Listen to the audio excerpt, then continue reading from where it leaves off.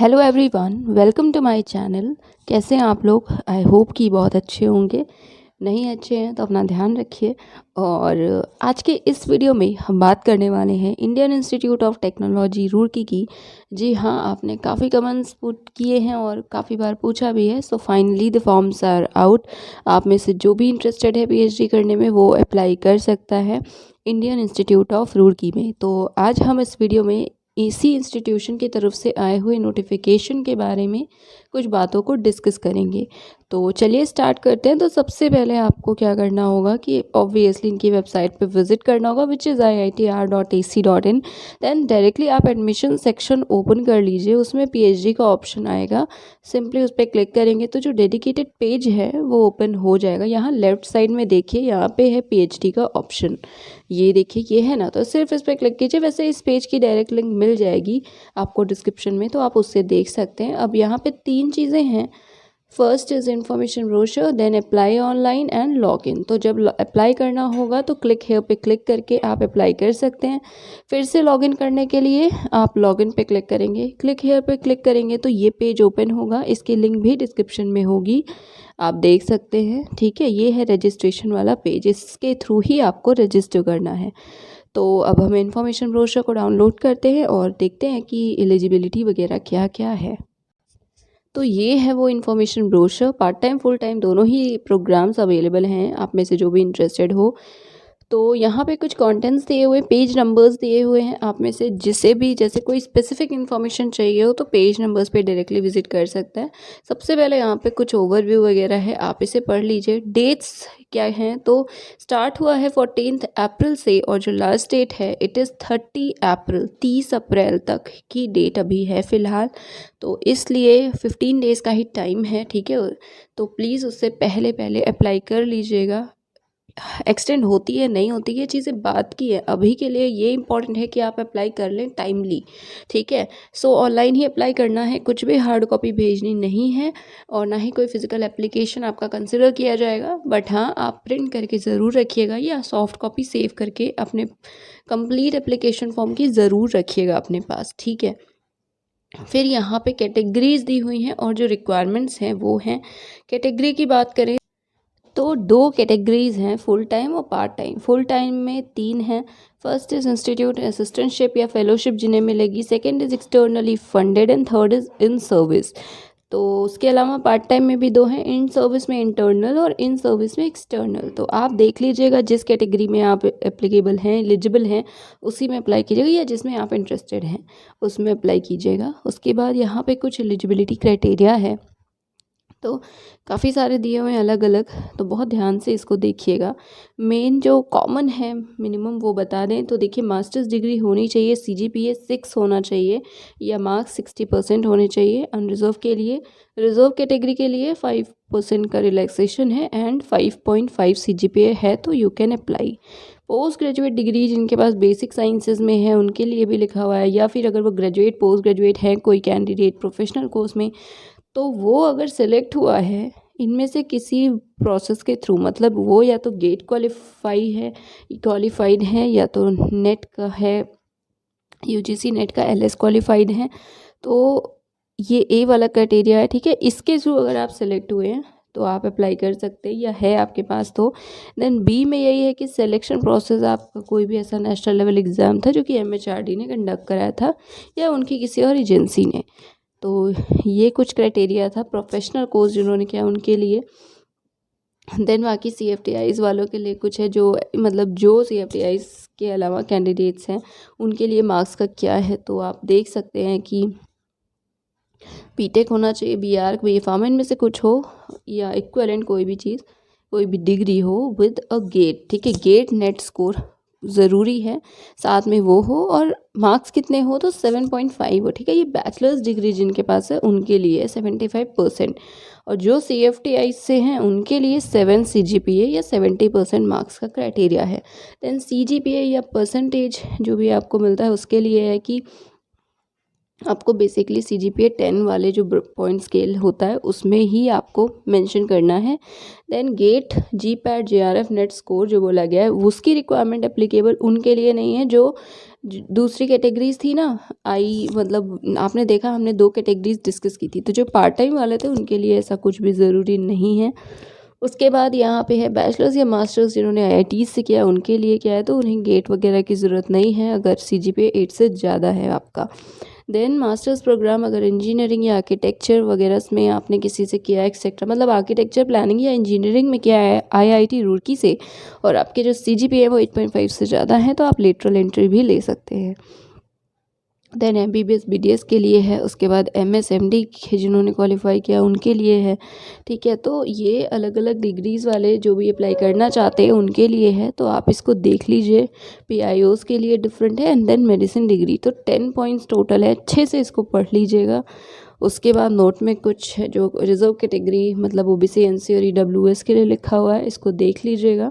Valid certificate वो होगा जो 31 मार्च के बाद इशू हुआ हो, ठीक है, नए सेशन मतलब नए ईयर में, ठीक है। तो इसे भी ध्यान में रखिएगा, क्योंकि यूजुअली तो 1 अप्रैल से ही जो हमारा फाइनेंशियल ईयर है वो स्टार्ट होता है, ठीक है। तो पुराना वाला वैलिड नहीं होगा, अगर नहीं बना है तो अप्लाई मत कीजिएगा, या तो लास्ट डेट से पहले बन जाए, जो कि अभी पॉसिबल लगता तो नहीं है कि है, ठीक है, क्योंकि कोविड की जो सिचुएशन है उसकी वजह से ऑब्वियसली।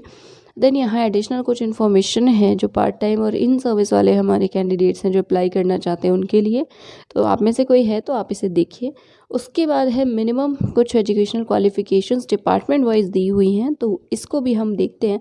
बट देखिए बहुत सारे हैं, तो हम मेनली मतलब डिसिप्लिन्स देख लेते हैं, डिपार्टमेंट्स देख लेते हैं, ठीक है। पीएचडी प्रोग्राम जिसमें अवेलेबल है उसके अकॉर्डिंग आपका जो भी एरिया है आप उसकी एलिजिबिलिटी देख लीजिएगा, राइट। तो सबसे पहले रुड़की कैंपस में हाइड्रो एंड रिन्यूएबल एनर्जी है। इसमें बीटेक एमटेक आप देख सकते हैं कौन कौन से डिसिप्लिन्स अलाउड हैं, एमएससी भी कुछ कुछ अलाउड हैं, ठीक है, जो कि इस रिसर्च एरिया से कंसिस्टेंट हो, मतलब ये जो एरिया है आपने इसके बारे में पढ़ा हो या एमएससी में ये आपका रिसर्च एरिया रहा हो। देन आर्किटेक्चर एंड प्लानिंग है, देन डिपार्टमेंट ऑफ बायोटेक्नोलॉजी है, डिपार्टमेंट ऑफ सिविल इंजीनियरिंग है, फिर केमिकल इंजीनियरिंग है, केमिस्ट्री है, देन डिपार्टमेंट ऑफ सीएससी है, इलेक्ट्रॉनिक्स है, अर्थक्वेक इंजीनियरिंग है, डिपार्टमेंट ऑफ अर्थ साइंसेज है, then department of electrical engineering है, ह्यूमैनिटीज़ एंड सोशल साइंसेज है, और इसके मार्क्स 60% बोले गए हैं, मतलब एमएससी वाले भी एलिजिबल हैं 60% मार्क्स। बट हाँ, थोड़ा सा जो एरिया है वो इस एरिया में आपने वर्क किया हो, ठीक है। ऐसा नहीं है कि आप बॉटनी के एरिया में रिसर्च करके आए हैं और आपने हिस्ट्री का कोई ऐसा एरिया लिया है जो बिल्कुल भी कंसिस्टेंट नहीं है, ठीक है, तो फिर आप मत अप्लाई कीजिएगा। देन हाइड्रोलॉजी है, मैनेजमेंट स्टडीज़ है, मैनेजमेंट के लिए MSc MA MCom BE BTech ME MTech MBA सभी एलिजिबल हैं, ठीक है। फिर मैथ्स है, उसके बाद है mechanical and industrial engineering, then metallurgical and materials engineering है, फिजिक्स है, water resources development and management, then institute instrumentation centre, then centre for transportation में है, उसके बाद डिजास्टर मिटिगेशन एंड मैनेजमेंट, उसके बाद नैनोटेक सेंटर में भी है। देन सहारनपुर कैंपस है इनका, उसमें कौन कौन से सब्जेक्ट्स डिसिप्लिन्स हैं वो यहाँ पे लिखे हुए हैं, तो paper tech, polymer, applied science है। तो ये 3 एरियाज़ हैं, मतलब सहारनपुर कैंपस में ये 3 अवेलेबिलिटी है। एलिजिबिलिटी देख लीजिएगा प्लीज़। उसके बाद एप्लीकेशन फ़ी की बात है, so it is non refundable obviously. 200 है जनरल ईडब्ल्यूएस ओबीसी के लिए, एंड 100 है for SC ST and PD category के कैंडिडेट्स के लिए, ठीक है। ऑनलाइन ही आपको पे करना होगा। देन एक से ज़्यादा डिपार्टमेंट के लिए अगर आप अप्लाई कर रहे हैं तो आपको उसी के अकॉर्डिंग फ़ी पे करनी होगी, ठीक है, अलग अलग सेपरेटली पे करनी होगी। कोर्स फ़ी का स्ट्रक्चर क्या होगा, तो यहाँ पे लिंक दी हुई है, आप विज़िट कर लीजिएगा प्लीज़। मैं आपको लिंक डिस्क्रिप्शन में सेपरेटली प्रोवाइड कर दूँगी, अगर आप चाहते हैं देखना तो please please it's a request कि विज़िट कर लीजिएगा। उसके बाद है कि ईमेल के थ्रू भी अगर आप चाहें तो, क्योंकि देखिए रिवाइज़ होता रहता है, तो आप चाहें तो ईमेल के थ्रू भी डिटेल्स को ऑब्टेन कर सकते हैं। इन्हें मतलब इस आईडी पर आपको इसे मेल करना होगा, विच इज़ arsw@iitr.ac.in, राइट। फिर कुछ इंस्ट्रक्शंस हैं एप्लीकेशन से रिलेटेड, देख लेते हैं। सो 30 अप्रैल 5 बजे से पहले प्लीज़ अप्लाई कर दीजिएगा। यहाँ पे ये कुछ पर्टिकुलर्स हैं जो आपके पास होने चाहिए, क्योंकि ये सब आपको मतलब अपलोड करने होंगे। सॉफ्ट कॉपी कलर फोटोग्राफ की होनी चाहिए, साइज़ 500 KB तक हो सकता है, देन सिग्नेचर 500 KB तक हो सकता है। उसके बाद बाकी सारे डॉक्यूमेंट्स हैं आपके, कैटेगरी सर्टिफिकेट है, 10th की मार्कशीट सर्टिफिकेट है इन अ सिंगल PDF, ठीक है, तो मर्ज करके रखिएगा कंसोलिडेटेड। देन सेम 12th का भी है, बैचलर्स की भी सारी मार्कशीट्स और सर्टिफिकेट्स वगैरह को एक सिंगल PDF में। देन यहाँ सेम मास्टर्स के लिए भी, और साइज़ सबकी 5 MB है, ठीक है, सेपरेटली, राइट। उसके बाद एक्सपीरियंस सर्टिफिकेट और गेट स्कोर कार्ड या नेट फेलोशिप अवार्ड लेटर जो भी है सब सिंगल PDF में आपको अपलोड करना होगा। कैटेगरी नहीं, क्वालिफाइंग डिग्री मतलब अभी अगर आप अपीयरिंग हैं क्वालिफाइंग में, जैसे मास्टर्स या BTech, अगर जो भी आपकी क्वालिफाइंग डिग्री है जो आप लगाएंगे, तो अगर आप अभी अपीयरिंग हैं तो भी यू कैन अप्लाई। आपको करना क्या होगा, तो आप सपोज़ 5th सेमेस्टर तक के आपके पास रिजल्ट्स हैं, ठीक है, या लास्ट जो भी सपोज़ 4 ईयर का कोई कोर्स है तो 3rd ईयर तक के सारे हैं, तो आप उसे ही उतने तक का पूरा लगाएंगे। यही यहाँ पे लिखा है, कैंडिडेट्स अपीयर्ड और appearing in the qualifying degree can upload all the available mark sheets up to pre-final year या semester in single PDF in A4 size without password protected up to 5 MB। तो सारी marksheets नहीं है तो जहाँ तक की हैं आप उतना लगा सकते हैं, कोई इशू नहीं है। और इसका मतलब एक और हुआ कि जो अपेयरिंग कैंडिडेट्स हैं they also can apply, right. उसके बाद यहाँ पे है स्टेप्स क्या क्या है, रजिस्टर करना है, देन लॉगिन है, फिर पर्सनल डिटेल्स फिल करनी होगी, डॉक्यूमेंट्स अपलोड हैं, उसके बाद आपको डिपार्टमेंट जिसमें अप्लाई करना है वो, और पेमेंट है, देन सबमिट है, ठीक है। उसके बाद एप्लीकेशन फॉर्म अपने रिकॉर्ड के लिए प्लीज़ ज़रूर से डाउनलोड कर लीजिएगा। उसके बाद यहाँ पे कुछ और चीज़ें हैं जो आपको ध्यान में रखनी होंगी, इंस्ट्रक्शंस हैं ये। तो सिलेक्शन क्राइटेरिया क्या होगा, तो प्योरली मेरिट पे बेस होगा। बाद में ऑब्वियसली ऑनलाइन सारे प्रोसेस होंगे, इंटरव्यू वगैरह होगा, वो सब आपको बाद में कम्युनिकेट किया जाएगा। जो भी क्वालिफिकेशंस है वो ऑब्वियसली मिनिमम है, तो कट ऑफ क्या होता है, शॉर्टलिस्ट का बेसिस क्या होता है, वो ऑब्वियसली हाई हो सकता है। उसके बाद डिपार्टमेंट सेंटर की सारी राइट्स होती है, आपको पता ही है, तो यही सारी चीज़ें लिखी हुई हैं। Provision exists to apply in one or more departments. Accordingly, a candidate can submit his or her application in one or more departments। तो बेसिकली पेमेंट आपको एक से ज़्यादा बार करनी पड़ेगी जितने भी डिपार्टमेंट के लिए आप अप्लाई कर रहे हैं, बट ये प्रोविज़न है कि आप एक ही एप्लीकेशन फॉर्म के थ्रू, सिंगल ऑनलाइन एप्लीकेशन के थ्रू एक से ज़्यादा डिपार्टमेंट में अप्लाई कर सकते हैं।